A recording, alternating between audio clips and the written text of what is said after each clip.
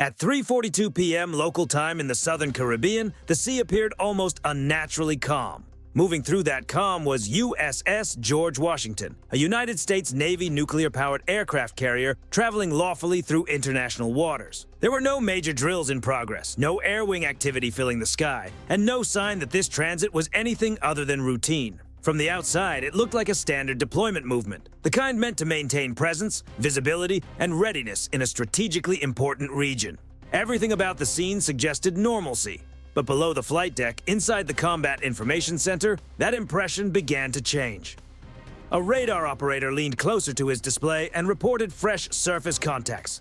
Not one, not two, but 6. They had appeared almost at once, spread across multiple bearings. At first, the picture could have been mistaken for ordinary maritime traffic. That explanation lasted only seconds. The systems quickly highlighted several irregularities. None of the vessels were transmitting AIS identification. There were no automated commercial signals, no easy markers of civilian behavior, and most important of all, their movement patterns did not match the flow of standard shipping. They were not wandering through open water, they were maneuvering with purpose. The 6 contacts were approaching from different directions, closing the distance at a pace that was controlled, steady, and deliberate. They were not charging recklessly, but they were not drifting either. Their courses adjusted in ways that suggested coordination. To experienced naval watchstanders, the pattern was immediately recognizable. This was not random traffic gathering by chance. This was convergence. The bridge was notified. At that stage, the range was still outside immediate danger, but the geometry of the movement demanded attention. The response from the ship remained calm and professional. Log everything. Maintain continuous track. Hold course. There was no abrupt increase in speed, no attempt to turn away, and no visible sign of anxiety. Restraint was not hesitation, it was discipline. As the next few minutes passed, the picture sharpened. What had started as a broad arc of contacts gradually compressed. Bearings shifted. Distances shrank. The projected closest point of approach dropped below 5 nautical miles and continued to narrow. Radio calls were transmitted on international maritime frequencies. No answer came back. A second hail was sent, this time repeated in Spanish. Again, only silence. Silence at sea can mean many things. In this case, it seemed to mean intention. At 3:49 p.m., optical systems delivered visual confirmation. The approaching contacts were Venezuelan naval vessels, patrol ships and light combatants, far smaller than the carrier, but unmistakably military. Hull numbers were noted. Mast silhouettes matched known Venezuelan classes. Activity was visible on their decks, and their wakes showed clear control and speed. 6 warships were now maneuvering near a single carrier. In terms of sheer size and capability, the balance was obvious. But on the water, raw size is only part of the story. Distance changes everything. When ships close in at sea, risk is shaped not only by capability, but by proximity, timing, and the possibility of error. Even a far smaller vessel can create enormous tension simply by getting too close. Inside the Combat Information Center, the atmosphere remained composed. No alarms blared, no one raised their voice, consoles hummed, tracks were updated, and electronic support systems quietly collected every emission, frequency, and behavioral detail they could capture. The encounter had not crossed into open escalation, but it had clearly moved beyond the ordinary. At 3:53 p.m., one of the Venezuelan ships altered course more sharply, angling toward the carrier's starboard quarter. Another mirrored that move from the opposite side. 2 more eased their speed and held ahead, while the remaining pair lingered astern. A loose ring was beginning to take shape. To someone unfamiliar with naval operations, it might have looked disorganized. To professionals, it looked very deliberate. It was a form of pressure without direct contact, presence without open provocation, a maneuver designed to test reactions and create a visible moment without crossing the clearest lines. On board the carrier, there was no rush to the deck edge, no dramatic display, no visible change meant to impress anyone watching from afar. No aircraft launched, no extraordinary warnings were broadcast beyond standard maritime hails. The ship continued on its heading, calm and consistent. In moments like these, every action carries meaning, and sometimes the strongest message is complete control. By 3:56 p.m., the nearest Venezuelan ship had crossed inside 3 nautical miles. For every experienced watchstander, that distance mattered. What had once been simple observation had now become a direct encounter. The margin for error was narrowing, and events were beginning to move quickly. At 3:57 p.m., the overall geometry of the situation was fully visible. Two Venezuelan ships were positioned off the bow, offset just enough to demand attention. Two more matched pace along the flanks. The final pair remained astern at measured distance. None were so close as to create immediate contact risk, but all were close enough to matter. Inside the CIC aboard USS George Washington, every detail was being tracked in real time. Bearings were refreshed, speeds recalculated, projected approach distances updated with remarkable precision. This was not guesswork. It was the product of training, procedure, and repetition built over years. The carrier itself did not alter course. It did not visibly react. That choice was intentional. In naval operations, steady behavior under pressure is not passivity. It is command of the situation. Sudden movements can be misread. Holding a predictable course denies the other side an excuse to claim confusion while making responsibility for unsafe maneuvering much harder to dispute. At 3:59 p.m., the first Venezuelan ship crossed inside 2.5 nautical miles. Its wake sharpened slightly as power increased. Optical feeds showed visible activity near the bridge and on the forward deck. No obvious weapons posture was visible, but the crew appeared alert.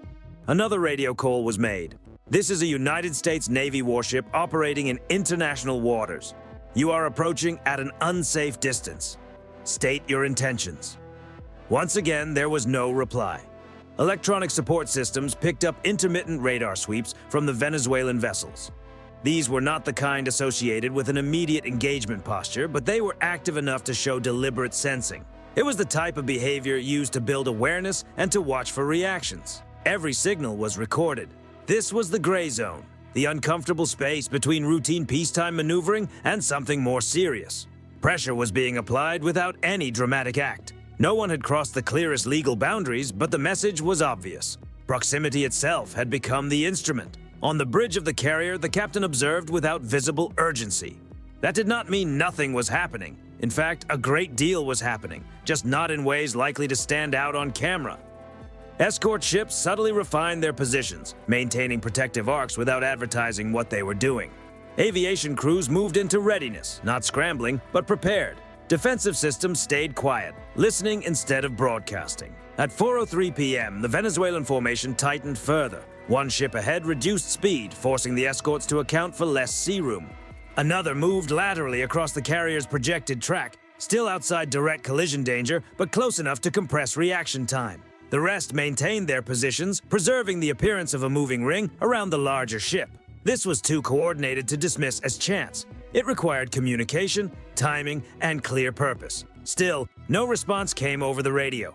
At sea, silence can be one of the clearest messages of all. It creates ambiguity, and ambiguity can later be used as cover. Nothing was said, nothing was heard, nothing was ordered. But ambiguity is never entirely safe because it also increases the possibility of miscalculation. By 4:06 p.m., the projected closest point of approach had fallen below 2 nautical miles. That did not necessarily cross a legal boundary, but professionally, it changed the tone. At that range, even a small steering mistake could create a major international incident. Inside the CIC, the assessment was voiced calmly. Contact maneuvering with intent. No alarms, no shouting, no disorder. Procedures unfolded exactly as they were meant to. Non-kinetic response options were reviewed. Aviation assets were prepared for a potential launch, not as a show of force, but for surveillance and documentation. Cameras, sensors, and recorders mattered more than theatrics. If the encounter deteriorated, the clearest record would matter most.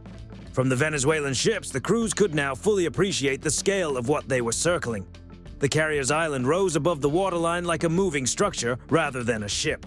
The flight deck stretched farther than the length of many of the surrounding vessels. Antennas and arrays remained still, almost detached. That calm appearance was not accidental.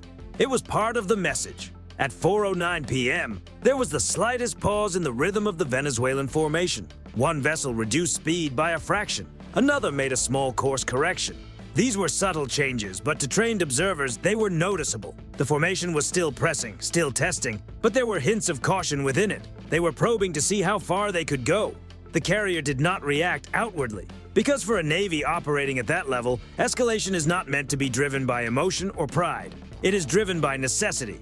And at that moment, necessity had not yet fully arrived. But the safe margin was becoming thinner, and everyone involved understood the truth of the situation. One wrong move from any bridge could transform a demonstration into something far more serious. At 4:11 p.m., the character of the encounter changed again, not through a warning or a visible maneuver, but through the invisible layer of electronic activity. Systems aboard USS George Washington detected a shift in radar behavior from one of the Venezuelan ships. The emissions became stronger, more regular, more deliberate. It was still not the signature of an overt engagement posture, but it was no longer passive curiosity either. They were actively examining the environment around the carrier. Inside the CIC, the data was clear. Frequency bands, pulse intervals, sweep patterns, all of it was logged in real time. The carrier did not answer with matching emissions. It did not need to. Listening alone was enough to understand what was happening. The encounter had expanded beyond visual maneuvering into the electromagnetic domain. By 4:13 p.m., the nearest Venezuelan vessel tightened its turn again toward the carrier's starboard side. The range dropped below 2 nautical miles. At that distance, the encounter was no longer abstract. Faces could be seen, helmets could be distinguished. Individual movements on deck were visible to the naked eye and to every optical system involved. Still no obvious heavy weapon posture, still no response to the radio calls. The U.S. Navy's outward stance remained steady, but beneath that calm surface, multiple layers of readiness were taking shape. Escort ships made slight positional refinements measured in degrees rather than miles. To a casual observer, those shifts might have looked insignificant. In reality, they were essential. Coverage was being adjusted. Vulnerable angles were being reduced.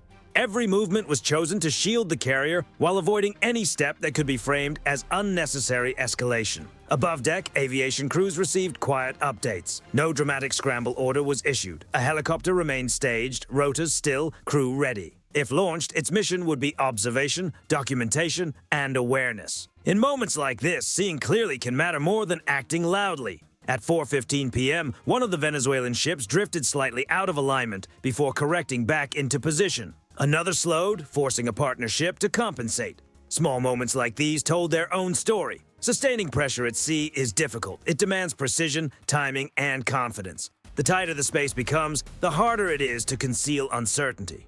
Inside the CIC, a new assessment was entered. Escalatory behavior, non-kinetic. That wording carried significance. It meant the situation had moved beyond simple navigation into deliberate signaling.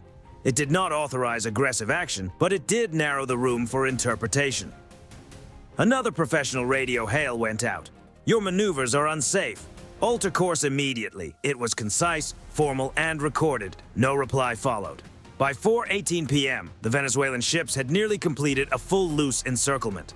Not close enough to trap the carrier, not wide enough to make disengagement easy. It was a posture clearly meant to be seen, designed for optics as much as for pressure, a scene that could be interpreted far beyond the Caribbean. But the real measure of such an encounter is not how it looks. It is how controlled it remains. And that control, at least from the carrier's side, did not break.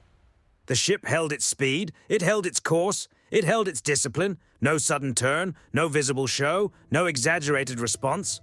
By remaining steady, the carrier forced the burden of safe navigation onto the ships surrounding it. If something went wrong now, the record of responsibility would be difficult to challenge. At 4:20 p.m., systems aboard the carrier quietly shifted again. Defensive sensors refined their awareness. Not active targeting, not a dramatic signal, just a higher level of readiness. That distinction mattered.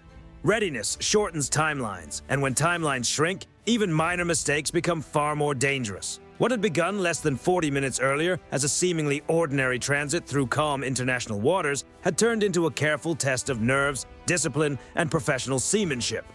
6 Venezuelan naval vessels had closed in around one of the most recognizable warships in the world, not in open conflict, but in calculated proximity.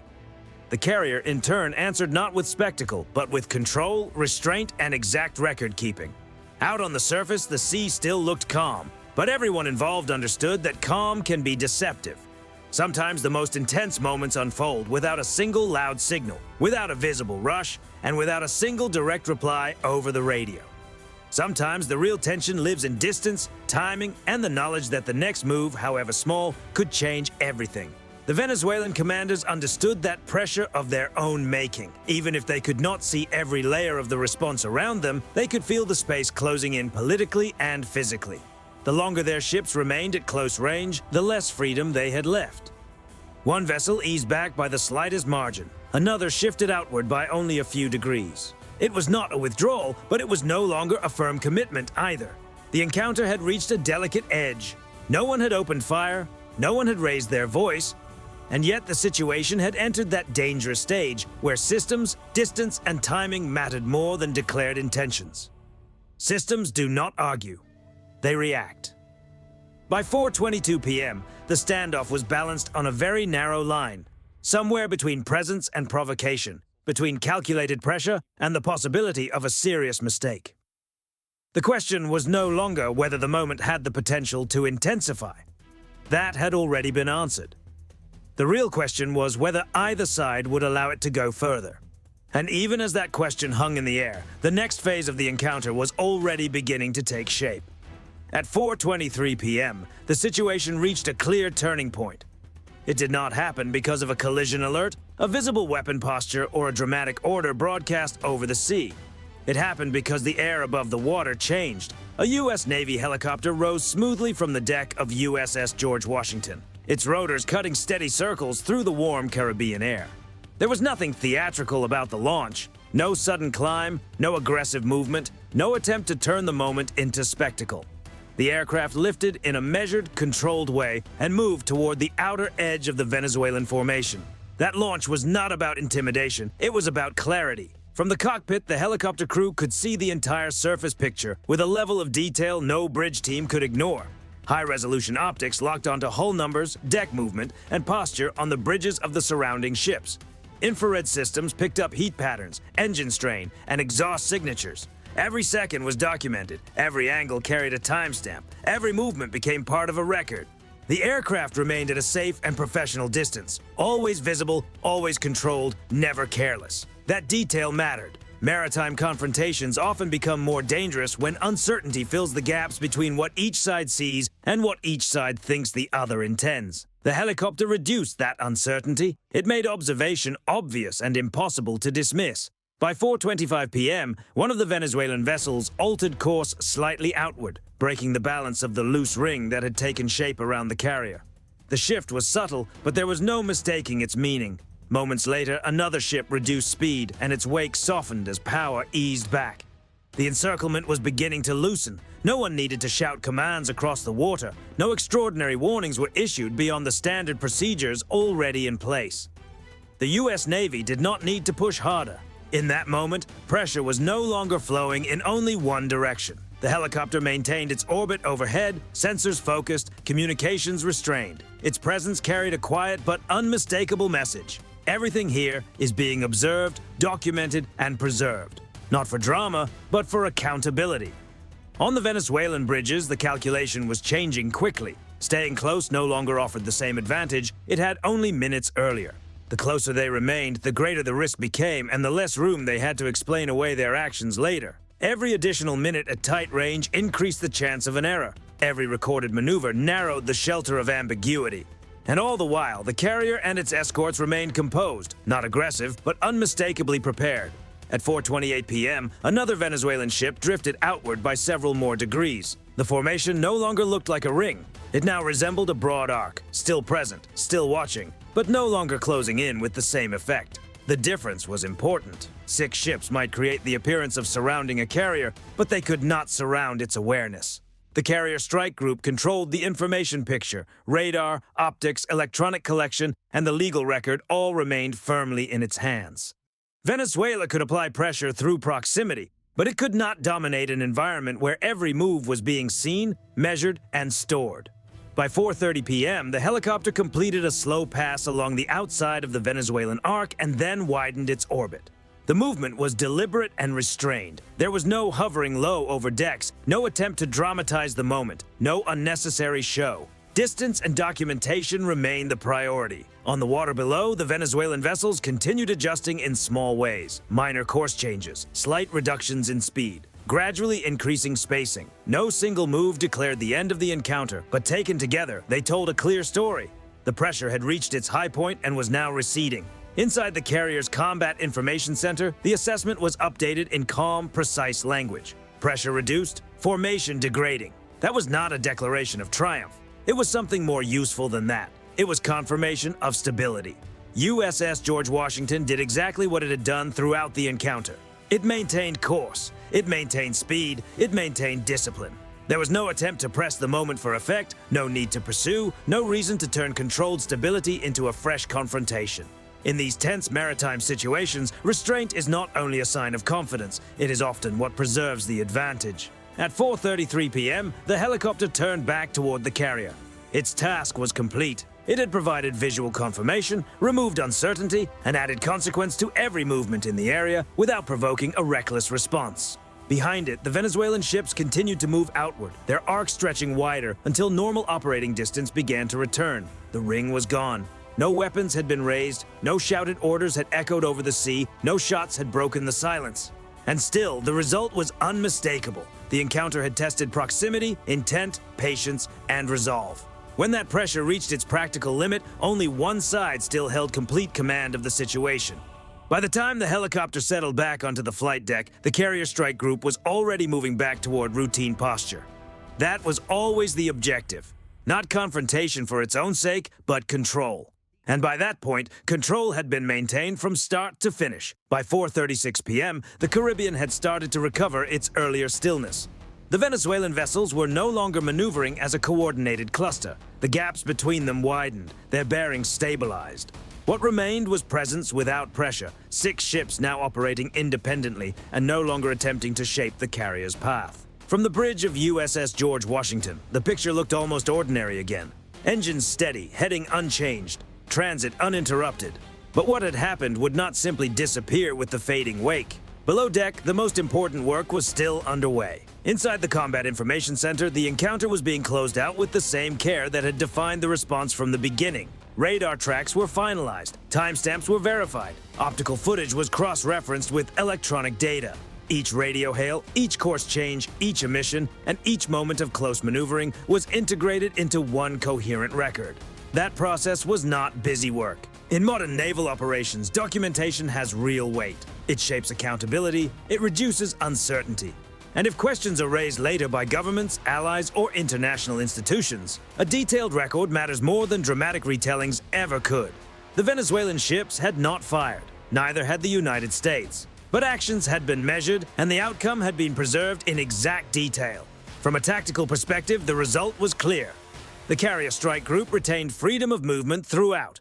There was no course change, no reduction in speed, no interruption to the planned transit. The nearby vessels eventually widened their distance without forcing the situation into open escalation. From a broader strategic perspective, the meaning went further. Encounters like this are not really about defeating an opponent in the traditional sense. They are about shaping conduct. Venezuela had used close maneuvering as a tool of pressure, a gray zone method designed to provoke a reaction without crossing the most obvious legal lines. The U.S. Navy answered with steadiness, visibility, and control. No abrupt turns, no aggressive electronic signals, no kinetic display. Just professional presence, supported by clear observation and undeniable records. At sea, the balance of power is not decided by who can move closest for a few minutes. It is decided by who controls the pace, who controls the options, and who controls the record of events. Throughout this encounter, that control remained with the carrier strike group. As the distance between ships increased, the escorts quietly returned to more familiar screening positions. Aviation crews secured their equipment. Sensors eased back into standard monitoring patterns. The shift was smooth because it was practiced. Professional navies do not treat restraint as something unusual. They build it into routine behavior until it becomes instinct. By 4:42 p.m., the Venezuelan vessels were operating well outside unsafe distance. For all practical purposes, the encounter was over. No formal exchange followed. None was needed. At sea, silence after disengagement often serves a purpose. It allows both sides to step back without forcing anyone into a public loss of face. It creates room for stability to return without requiring grand declarations. In this case, that silence carried its own meaning. The carrier continued through international waters exactly as it was entitled to do. Traffic patterns around the area gradually returned to normal. Hours later, an outside observer might have seen nothing unusual in the Caribbean at all. The water would show no evidence of what had unfolded. But the systems remembered everything, every radar sweep, every adjustment in course, every second spent inside close range. Those records would shape future planning, not only in the Caribbean, but anywhere similar pressure tactics might appear again. And that may be the clearest lesson of the encounter. It was not dramatic in the cinematic sense. It was procedural, disciplined, and controlled. When challenged at sea, escalation is not automatic. Professional restraint can be decisive. Careful documentation can outweigh provocation. And control does not require spectacle. The Venezuelan ships approached with purpose. They applied pressure. But when the situation reached its limit, they drifted outward and disengaged, not because the moment had exploded, but because the balance in front of them offered no better outcome. No missiles were launched that afternoon, no warning echoes rolled across the water, no headlines were written in the moment itself. And still, the message was clear. At sea, restraint backed by capability is not weakness. It is control at its highest level.